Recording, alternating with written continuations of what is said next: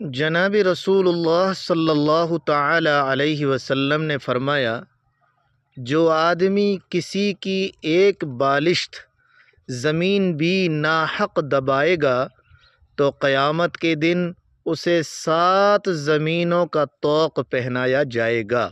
بخاری حدیث نمبر 2453 عن عائشہ رضی اللہ تعالی عنہا۔